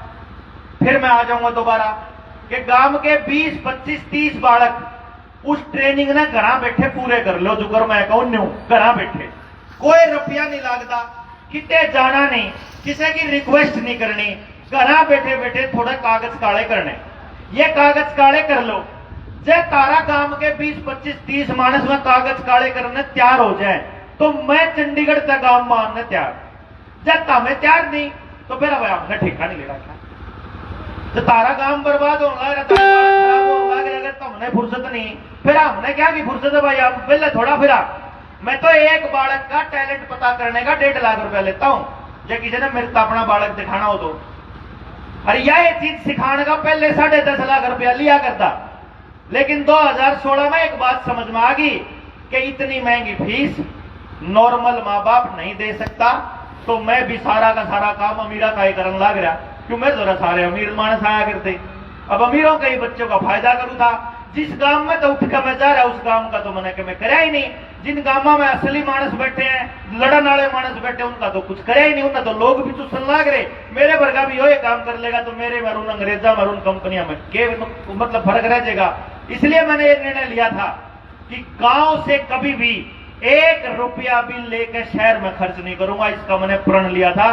पिछले 7 साल में गांव के आदमियों से पैसा नहीं लिया मैंने कभी भी। तो अगर गांव के अंदर पैसा आए ऐसा इंतजाम करना पड़ेगा। अरे बोलो बेरा कोनी अपन है, जिस चूल्हे की राख छोड़ के अपन वो केमिकल अपने बर्तना पर रगड़ना शुरू करा है ना, ईब रिसर्च आई कि उस केमिकल ने रगड़ने तो कैंसर हो है, और राख अगर उस बर्तन पे अगर राख से साफ हो रहा हो तो रोग प्रतिरोधक क्षमता बढ़ती है। 700 रुपये किलो बिका है या राख अमेरिका में, चूल्हे की राख 700 रुपये किलो। गोस्से 1500 के गोस्से बेच जाए हैं एक टोकरी 1500 की, इतना महंगी चीज है। जाओगे ना किते, मतलब मैं आपने उस जगह की बता रहा हूं जड़े दिन तरक्की का है, मैं विकसित देशों के हाल बताऊं, आपने शायद चंडीगढ़ जैसे शहरों के हाल बताऊं। चंडीगढ़ में जब तंदूर की रोटी खाओगे तो तंदूर की रोटी है 60 रुपया की, जब चूल्हे की रोटी खाओगे तो चूल्हे की रोटी है 80 रुपया की। सॉरी ये भाई 2 गाड़ियां हैं बच्चों की, ये स्कूल बस निकालनी है, 490 44 31 451 58 85, ये 2 गाड़ी लगी हुई है बस के आगे, और स्कूल के बच्चों को जाना कृपा करके वो हटा दी भाई एक बार। भैया बस जिनकी भी गाड़ी लग रही है बस के आगे वो हटा दी। हाँ मैं गलत बोल गया, इसने दोबारा ठीक करूं। तंदूर की रोटी वह तो मिले 60 रुपया की, गैस की रोटी जिन्हें आप गैस वाली पतली रोटी का वह मिला 80 रुपया की, और चूल्हे की रोटी मिले 120 रुपया की। जोड़ सी आप कुएं खाया करते, लेकिन इनने बड़ा खेल खेला, अपने जंगल काट दिए विकास के नाम पे। जंगल काट के तो डांगर चराने जो मुश्किल हो गए, न्यूनतम लेटरिंग बना दी हर घर के अंदर, लेटरिंग की पाइप काट दी गाड़ में नाली में, और सारी लेटरिंग का पानी जावे जोड़ में, तो लोगों ने डांगरा में पानी पीना कर दिया बंद। अब डांगर अगर से उस जोड़ का पीवेंगे तो बीमार होंगे। चरण में जंगल नहीं है, अगर डांगर खड़ा रहेगा तो उसका दूध जहर बन जाएगा। डांगर का चलता रहना बहुत जरूरी है, यह बात इनने बेरा थी, इसलिए आपके घर में सारे डांगर जाम पड़े रहे हैं। लेटरिंग आपके घर में करो। पहले क्या होया करता, पेट का खेत में और खेत का पेट में नहीं होया करता, खेत का पेट में आप खाया कर दे घरा, आ गया कर दे बाहर। आजकल के बालक खावे बाहर, आगण आवे घरा। यो काम कर लिया मैंने, पत्ती उल्टी रही ना, पानी पीने का तरीका छोटा ना बैठण का तरीका छोटा, ना खान का, ना बनान का, ना पैरण का, ना ओढ़ण का, सारे तरीके बदल दिए। आपको मैं बताऊं, चूल्हे के ऊपर अगर रोटी बनाएगी मां, अगर नीचे बैठेगी तो गोड्डे छाती के और पेट के आगे अड़ जावे हैं, तो जो पेट का जो गर्भाशय का सिस्टम है वो बचा रहा है। लेकिन जो गैस पे खड़ा होकर बनावे है ना, एक तो उस गैस जो रसोई है उसमें दताड़ बने, पहले की रसोई बाहर होया करती, दताड़ नहीं बना करती, गर्म नहीं हुआ करती। और जो चूल्हे का जो सेल्फ का जो वो जो हाइट है, उसकी जो ऊंचाई है वो ऐसी होती है कि जो चूल्हे की जो उसकी गैस की जो आंच है वह सीधी मां के पेट पे लगे है।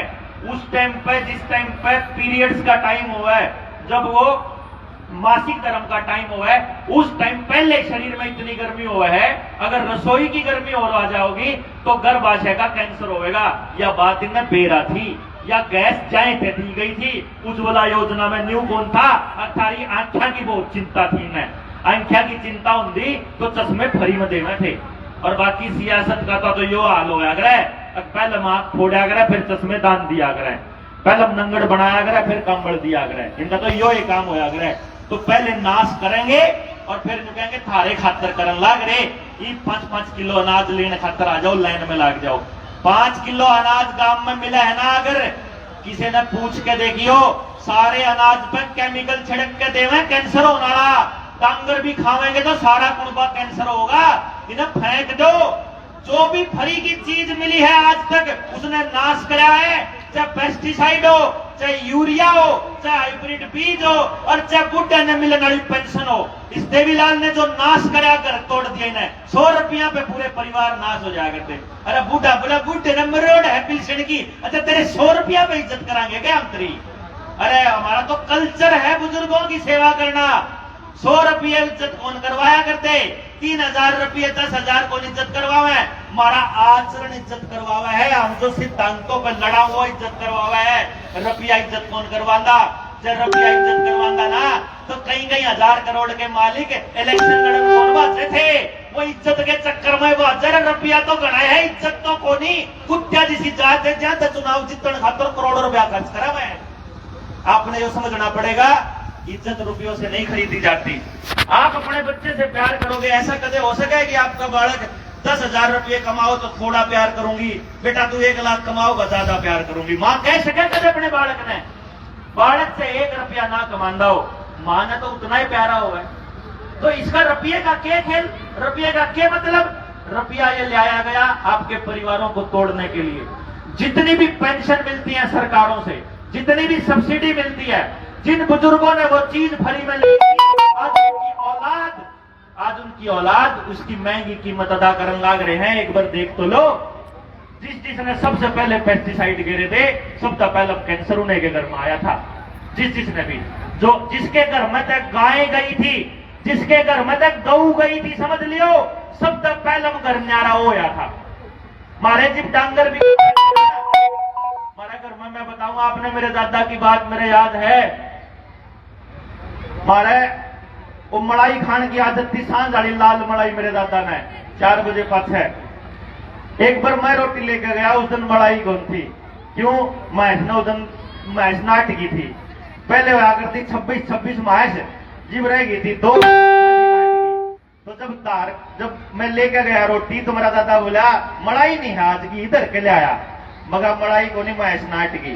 तो मेरा दादा ने बोला होली अनाज फिर तारा भाई ये परिवार भी टूटेगा, समझ लियो थारा। डॉक्टर साहब रुकिए, थोड़ा ब्रेक ले, पानी पी लेते हैं। ये जो भाई बाहर से आए हैं ना, खाने की व्यवस्था है, खाना खाएं बिल्कुल। जो भी बाहर से कोई भी आया है, खाने की व्यवस्था है, खाना खा के ही जाइए। और ये पेट से लुगाई कर चल, अपनी काम की बात तो ही भाई तम उठने लगे ना। होलिया पूरा होलिया खाना खा के जाना भाई, सभी बिना खाए कोई नहीं जाए। जब मेरे दादा ने बताया था कि तारी मैच ना की है, इन तारा कुणबा भी पाटेगा, देख लियो। ये सारे भाई नारे भी होंगे। जिस घर में डांगर नहीं है ना, उस घर में कद्दे भी एक का नहीं रह सकता। और जिस घर में गाय नहीं है, उस घर में बीमारी आवे। क्योंकि गाय के पास, गौ माता के पास एक स्पेशल कैपेसिटी होती है, वो सारे घर की नकारात्मक ऊर्जा को अपने अंदर समा सकती है और उसको खत्म कर सकती है, धरती माता की तरह। धरती को माता इसीलिए कहा गया कि धरती पे जब आप नंगे पैर चलते हो ना, तो नंगे पैर चलने से धरती आपकी नकारात्मकता को खींच करके जीरो चार्ज पे ले आती है। आजकल इसको दूसरे देशों के अंदर वो बताते हैं, अगर भाई ये तो टेक्निक है इलाज की, अरे हम तो खेत में नंगे पैर चला करते, ये भी न जूते देकर असल में धरती माता से हमारा कनेक्शन काट दिया, गाड़ पक्की करके सड़क बना के हर जगह से धरती माता से कनेक्शन काट दिया हमारे डांगरा का। हमको धरती से दूर कर रहे हैं, ये खेत में माटी में ना खेल पाए हमारे बच्चे, ताकि आने वाले टाइम में बीमार रहें। जो पूरा खेल है, इसको समझने के लिए आप सारे लोगों का इकट्ठा होना बहुत जरूरी है। किसी दिन गांव के चौपाल में या किसी ऐसी जगह पे आसपास के 5-7 गांवों के लोग इकट्ठे हो जाओ, फिर आकर के 5-4 घंटे लंबी चर्चा होगी। आज का दिन भाई राजीव दीक्षित को समर्पित है, और जो भारत को भारतीयता के आधार पर स्थापित करने का उनका सपना था, उस सपने को लेके जनता सरकार मोर्चा चला हुआ है। हमारे 2-3 मकसद हैं।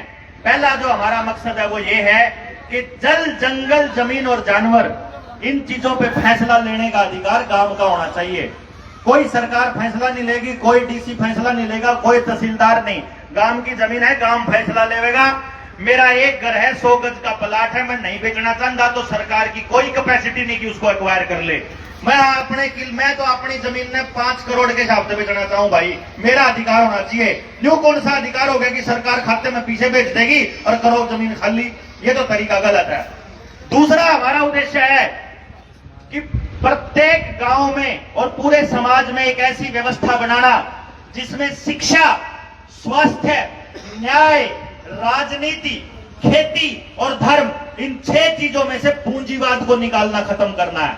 वरना अगर शिक्षा के अंदर पैसा घुसा रहा तो केवल अमीरों के बच्चे पढ़ेंगे, गरीब आदमी अपने बच्चे को पढ़ा नहीं पाएगा।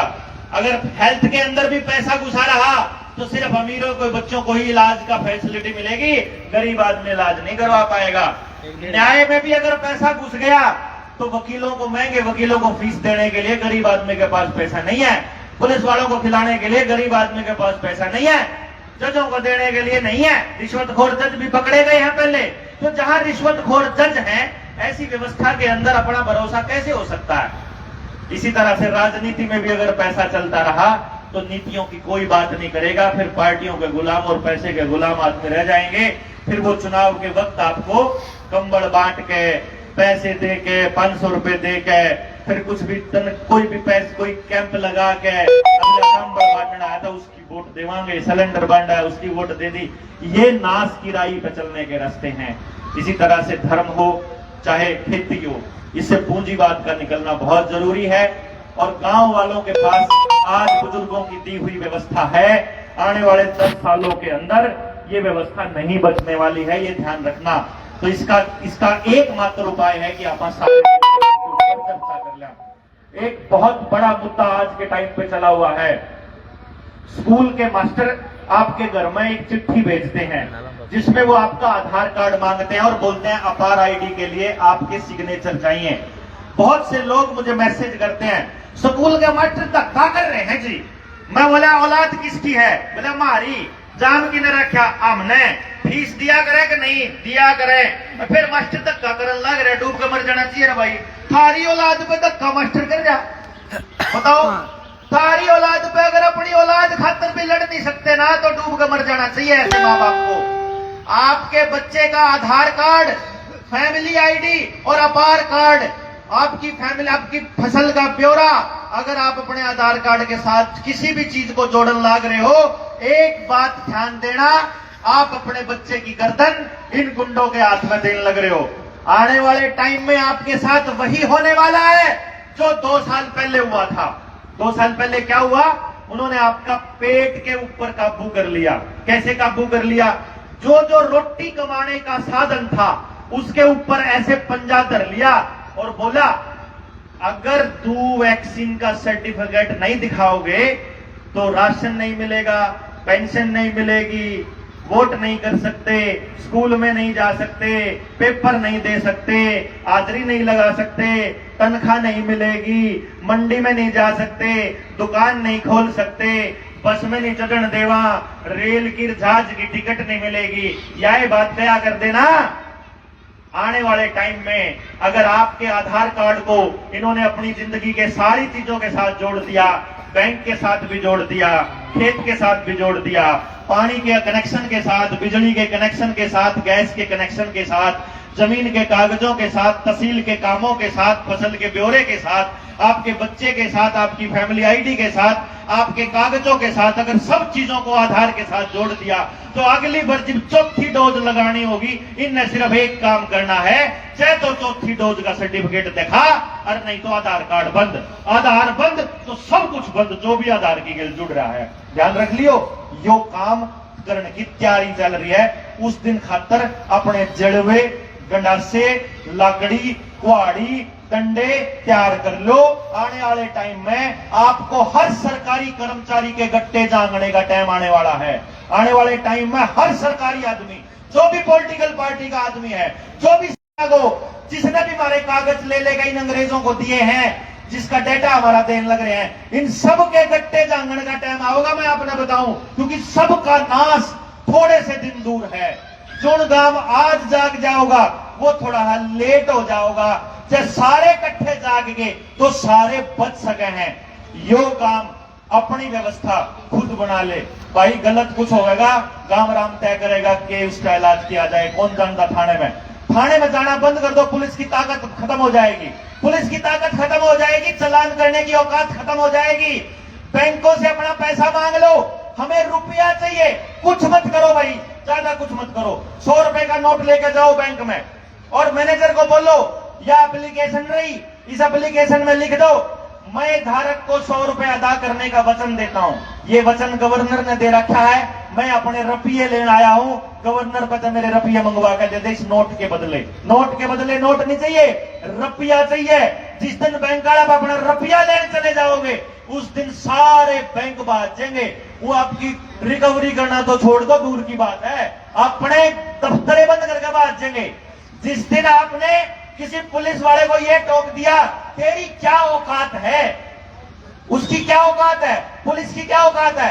पुलिस की औकात न्यायालय के ऊपर है, कोर्ट के ऊपर। कोर्ट में जाना बंद कर दें तो आपा सारे जने एक तय कर लिया भाई अपने फैसले काम में कर लेंगे। जितने जितने मुकदमे होने लाग रहे सारे मांग लो। पुलिस की ताकत खत्म। सड़क पर चल दो तू चालान क्या के नाम का काटेगा? मेरे सिर पे हेलमेट कौन पहन रखा? अरे मेरा सिर मैं तो फड़वाना चाहूं भाई, तेरे की समस्या है।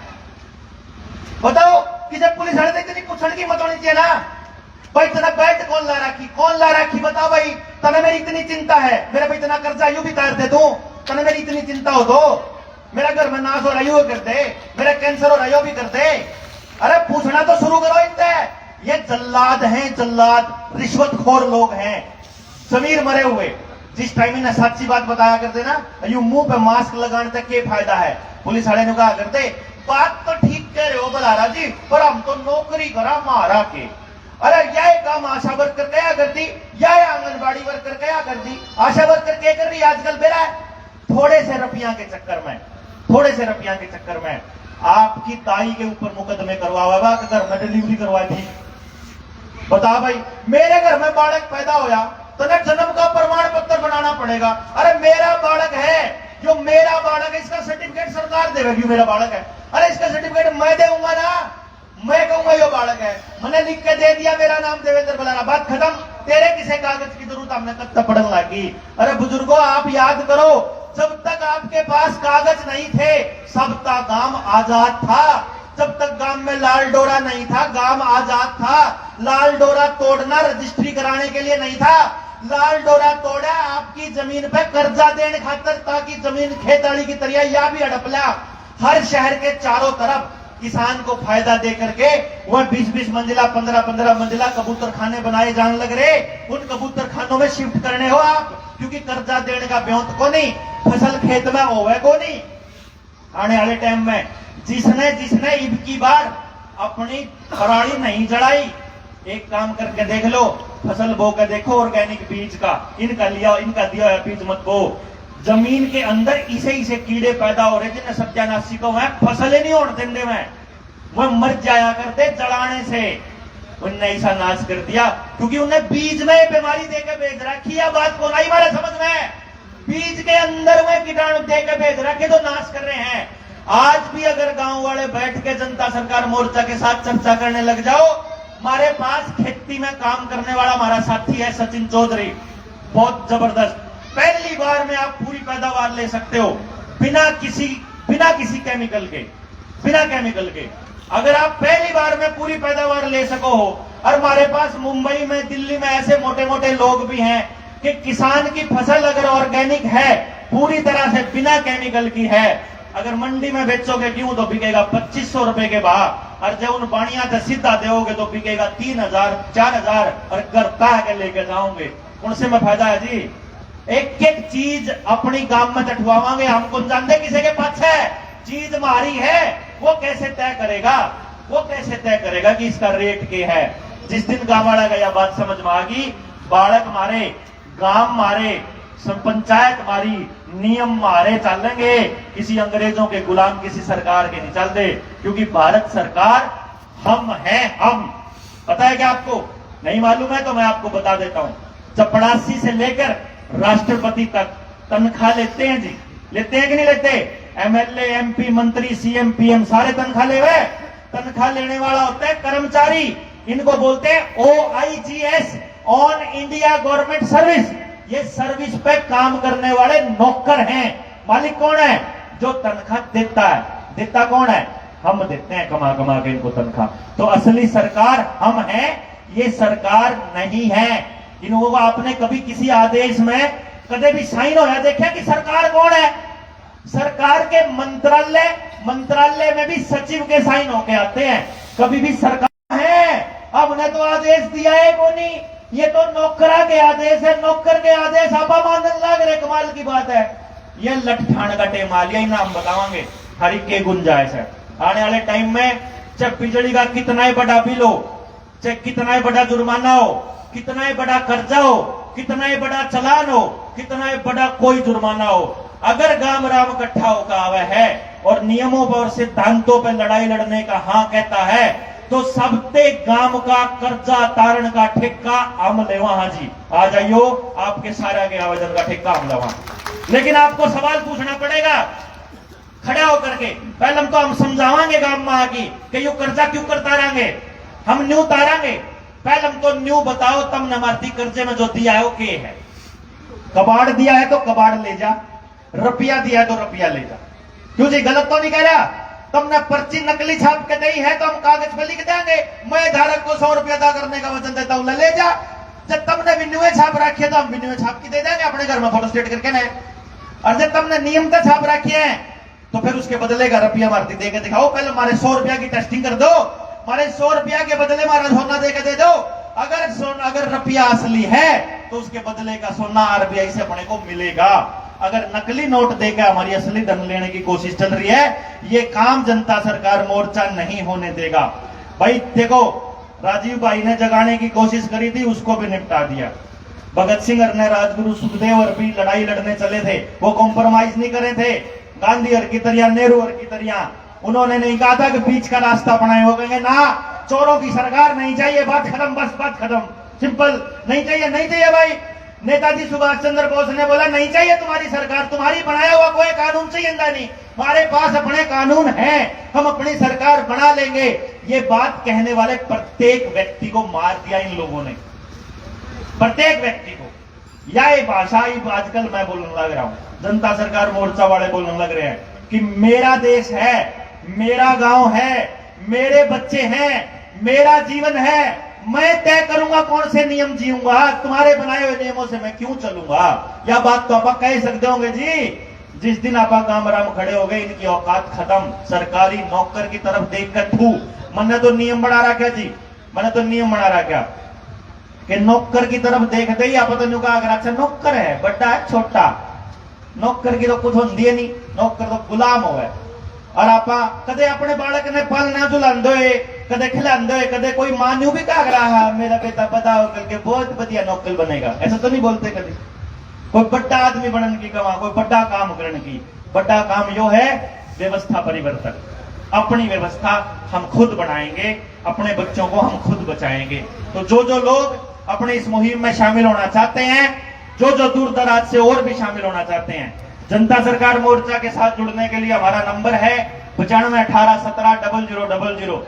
जीरो आगे लगा करके सेव करोगे तो व्हाट्सएप भी आ जाएगा, मेरे पास रहता है। आप एजुकेशन की ट्रेनिंग सीधा भी मांग सकते हो कि एजुकेशन की ट्रेनिंग चाहिए, और आपके गांव के लोग जो हैं वो फौजी साहब हैं या रोहतास भाई, आप उनसे संपर्क कर सकते हो। बल्कि पूरे जिला जो हिसार है उस जिले के लोग अगर संपर्क करते हैं तो रोहतास भाई का नंबर वो बता देंगे आपको। और फिर उसके बाद आप इस मुहिम को गांव मतलोटा से स्टार्ट करके पूरे के पूरे हरियाणा और फिर उसके बाद पूरे देश के अंदर आगे लेके जाएंगे। इस उम्मीद में मैं आज की अपनी बात यहां समाप्त करता हूं, और इस उम्मीद के साथ कि आप सब लोग इस व्यवस्था परिवर्तन की मुहिम में जुड़ के अपना अपना योगदान देंगे। जय हिंद, जय भारत, बहुत बहुत धन्यवाद। बहुत बहुत धन्यवाद मल्हारा जी। ये